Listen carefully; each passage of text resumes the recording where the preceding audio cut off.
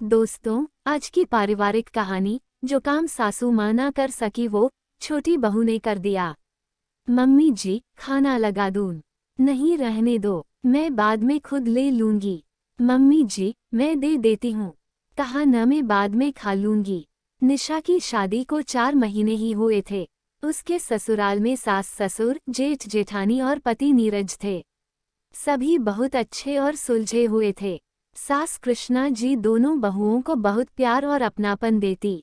उसने भी अपने स्वभाव से सबके मन में जगह बना ली थी।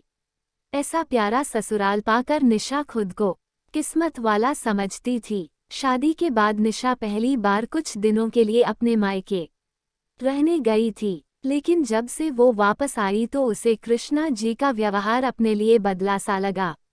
कृष्णा जी, जहाँ हर काम उसे प्यार से समझाती, अब बात करने के लिए तैयार भी नहीं थीं, और कभी कभी बिना गलती के उसे झिड़क देती।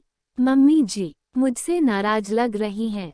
जब से आई हूँ, वो मुझसे ठीक से बात नहीं कर रही।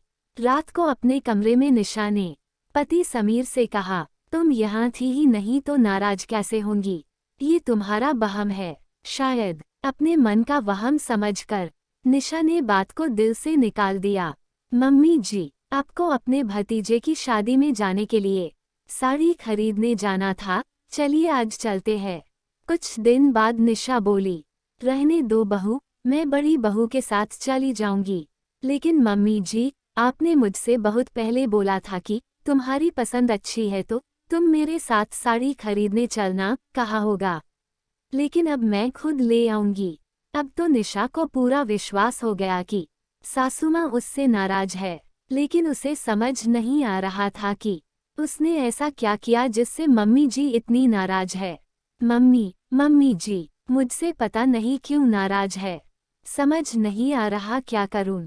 निशा फोन पर अपनी मम्मी से बोली, इसमें इतना परेशान होने की क्या बात है, सीधे सीधे समधन जी से बात करके उनकी नाराजगी का कारण पूछ लो, सरलता से शीला जी बोली। पर मम्मी, वो और नाराज हो गई तो बेटा, मन में बात रखने से गलतफहमियां बढ़ती हैं।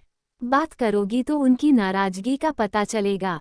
अब उन समस्या को हल नहीं करता बल्कि बढ़ावा देता है और धीरे धीरे छोटी छोटी गलतफहमियां घर टूटने का कारण बन जाती हैं।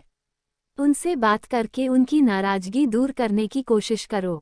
ठीक है मम्मी, मैं कोशिश करती हूँ। एक दिन घर पर निशा और कृष्णा जी अकेले थे। निशा चाय बनाकर कृष्णा जी के कमरे में गई। मम्मी जी, आप मेरी किसी बात से नाराज हो? बहू, ये तो तुम अच्छे से जानती हो, तुमने बड़ी बहू से बोला कि मुझे तुम्हारा हंसना बोलना पसंद नहीं। मैं घर में अपने अलग ही नियम कानून चलाती हूँ। तुम दोनों पर हुक्म चलाने में मुझे मजा आता है। मम्मी जी, मैं ऐसा क्यों बोलूँगी जबकि मैं जानती हूँ आप खुद कहती हैं कि बेटी बहू हंसती मुस्कराती अच्छी लगती है, और नियम कानून की बात कहाँ से आई? मैं अच्छे से समझती और जानती हूँ आप वही करती या कहती हैं जो हम सबके हित में होता है। क्या तुमने ये सब नहीं कहा? नहीं मम्मी जी, मैं क्यों बोलूँगी? इस घर में मुझे बहुत प्यार दिया, मैं कैसे आप सबके प्यार का अपमान कर सकती हूँ? लेकिन मेरी समझ में नहीं आ रहा कि दीदी आपसे ये सब क्यों बोलेगी। पर मैं समझ गई, बड़ी बहू घर में अपना एकाधिकार चाहती है। बस उसे पूछे, उसकी बात माने। इसलिए वो तुम्हें हम सब से दूर करना चाहती है।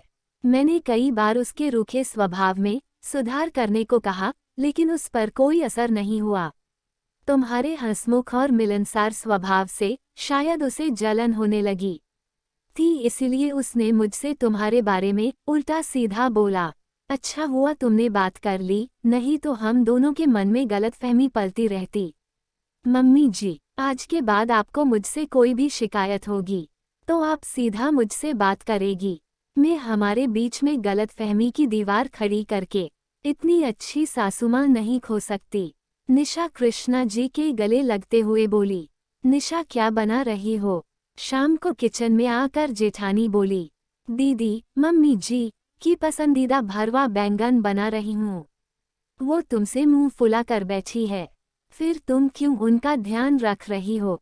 वैसे भी सास को कितना भी खुश करने की कोशिश करो, वो कभी खुश नहीं होती। बस दीदी, बहुत हुआ, मैं आपको बड़ी बहन मानती रही, और आपने मुझे ही धोखा दिया। उसा क्या किया? गलती पकड़े जाने के डर से नीना झिझकते हुए बोली, दीदी छोटी हूँ न समझ नहीं, आपने ही मम्मी जी के दिल में मेरे लिए गलत बातें डाली। अच्छा हुआ जो मैंने सीधे मम्मी जी से बात कर ली, नहीं तो आप न जाने क्या क्या कहती। निशा घर में सब तुम्हें मुझसे ज्यादा पसंद करने लगे थे। मैं अपना रुतबा खोना नहीं चाहती थी, इसलिए दीदी मान सम्मान झूठ बोलकर या दूसरों के खिलाफ नफरत घोलकर नहीं मिलता, उसे तो प्यार अपनेपन से कमाना पड़ता है। निशा मुझे माफ कर दे, अब कभी दोबारा ऐसा नहीं होगा। दीदी मुझे भी आपसे यही उम्मीद है, क्योंकि एक बार विश्वास टूट जाए तो फिर बहुत मुश्किल से बनता है। हम इस घर की बहुएं हैं तो इस घर में प्यार सम्मान और रिश्ते को संजोए रखने का काम हम दोनों का है। उम्मीद है आप इस बात को समझेंगी। जिसकी इतनी समझदार देवरानी होगी वो कैसे दोबारा गलती कर सकती है। तुमने समय पर मेरी आंखों में पड़ा स्वार्थ का पर्दा हटा दिया। मेरी वजह से अब किसी को कोई परेशानी नहीं होगी। दरवाजे पर खड़ी कृष्णा जी सब देख रही थीं और सोच रही थीं, जो काम वो बड़े होकर नहीं कर पाईं, वो काम छोटी बहू ने कर दिखाया। अब इस घर की खुशियां यहाँ आने का रास्ता नहीं भूलेंगी, कहते हुए वो दरवाजे से लौट गईं। दोस्तों, कहानी अच्छी लगी हो तो कृपया लाइक और शेयर करें और हाँ, मेरे चैनल को सब्सक्राइब करना ना भूलें।